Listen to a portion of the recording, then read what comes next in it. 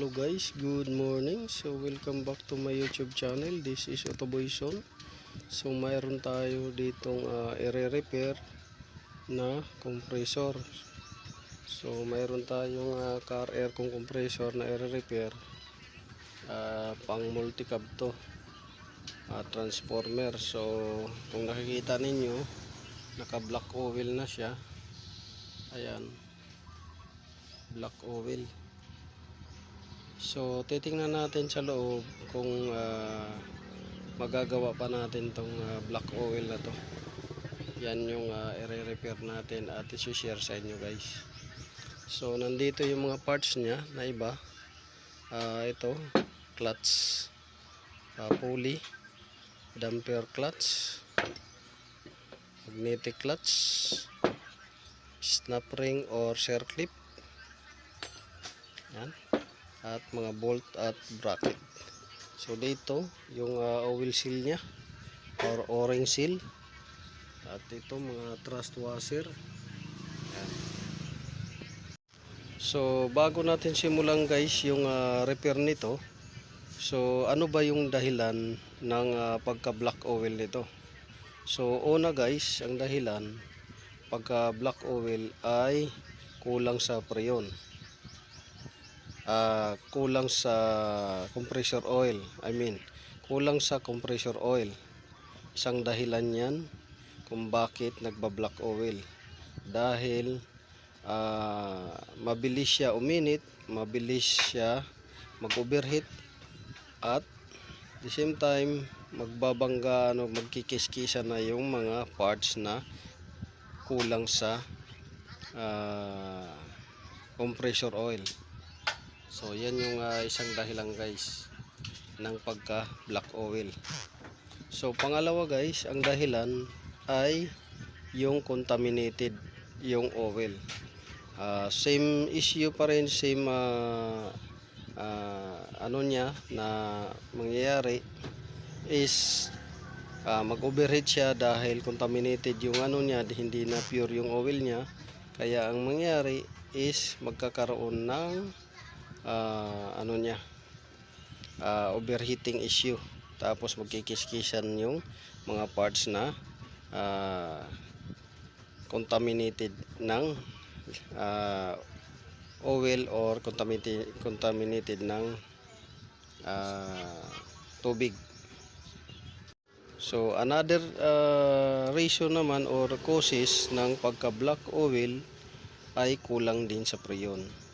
So pagka lahat ng kulang ay magdudulot ng masama sa makina or dito sa compressor. So yan yung mga reason kung bakit nagkakaroon tayo ng black oil sa compressor. So ito siya, ang issue nito ay pasok doon sa tatlo. Contaminated ang preyon at oil, kulang sa oil, at kulang sa preyon. Yun yung issue dito na pumasok sa sasakyan na to. So nawala yung lamig niya at biglang umingay yung compressor. So nabuksan na natin to, bubuksan pa natin. Mayroon dito alin sa loob, dalawa ang alin sa loob, sa labas apat na malalaki,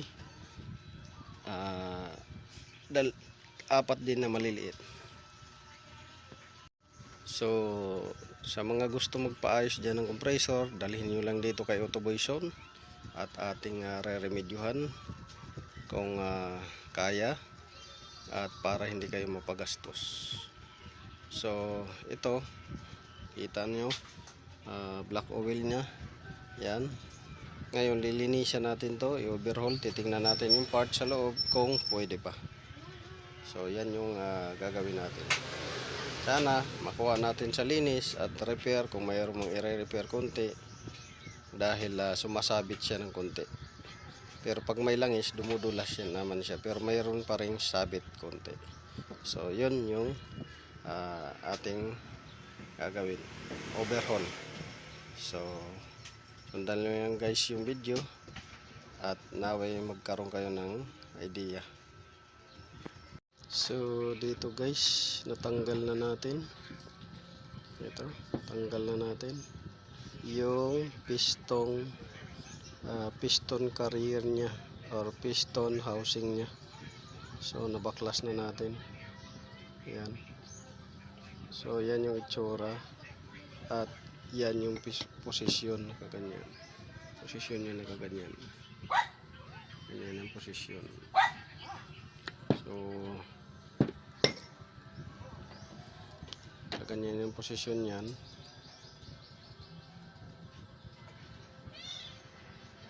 Yan. At ito, babaklasin natin to sa likod. Baklasin natin. So tatlong malalaking alin yan. Yan. Tapos mayroong anim na ay limang maliliit.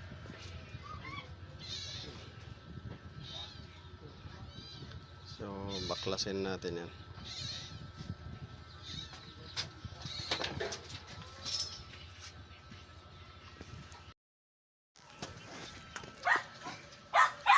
So ayan na guys, nabuksan na natin. So dito makikita natin kung gaano kalaki yung sayad ng piston. Ito. Ayan. So malalaman natin dyan kung gaano yung sayad ng piston.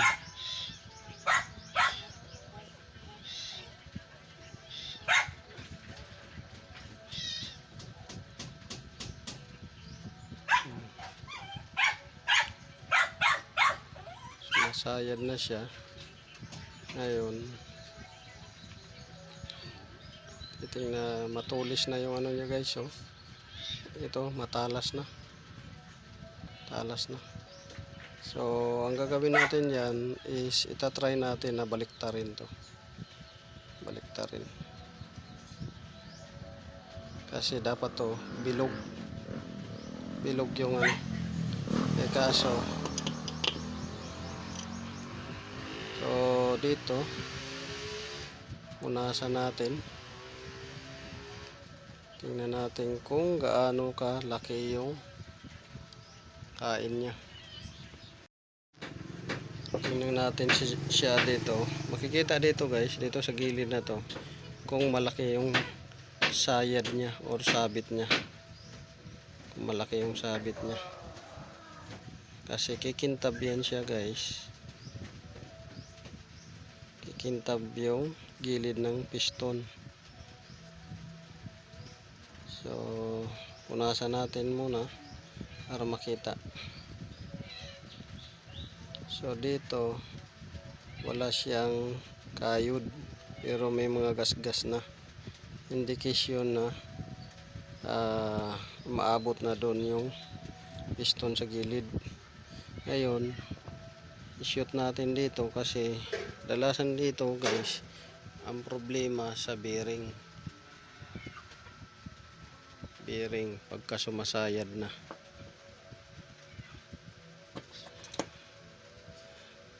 Yan. So wala naman siyang ano, wala siyang clearance, pero dito sumasabit.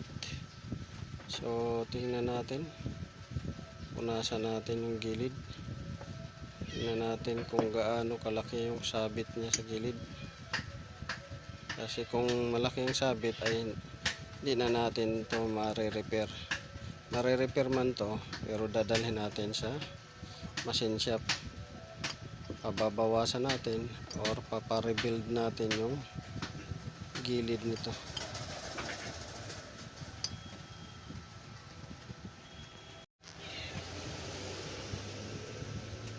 So ngayon punasan muna natin para makita natin kung gaano ka laki yung damage niya. So dito may indication na talaga siya guys na sumasabit dahil nagkakaroon na ng kanto. Ito, may kanto. May kanto na siya. Ano, gilid na yan. Ito. So, yan yung i-repair natin. Ipapalis natin yan kung kaya natin palis pa. Manipis na liha. So, yan guys, update ko kayo nito. Pagka natapos natin ito, kailangan walang sabit dyan pagka umikot yung piston. So, ito guys, nakuha na natin yung problema. So, yung portion na yan siya guys, yung makintab, yan yung gas-gas na tumitigas doon sa wall ng piston. So, yan yung niliha natin. Yan. Kita ninyo, yung makintab na yan, yan yung tinamaan ng liha. Meaning, yan yung nakaumbok. Kaumbok siya. Yan. Pero yung dito, sa kabila, wala. Dito, yan. Yan yung nakaumbok. So, swabing-swabe na siya guys pagka umikot. So, nilagyan natin ng palatandaan dyan kung saan yung may tama. So, asimbulin na natin ito. Hugasan muna natin. Tapos, hanapan natin to ng repair kit para mabuo. So, ayan na guys. Malinis na siya. At pwede na natin itong buuhin. Unti-unti pag natuyo. Ayan. Pag natuyo siya, pwede natin yan unti-unti yung pagbuo.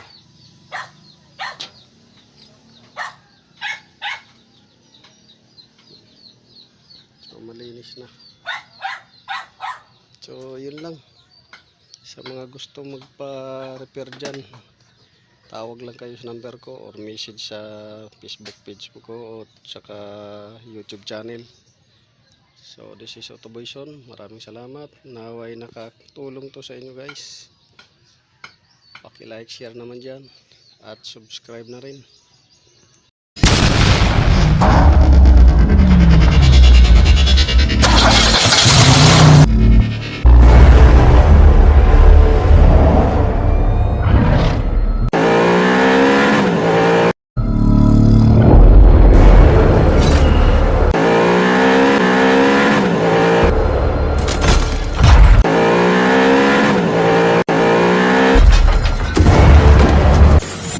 Make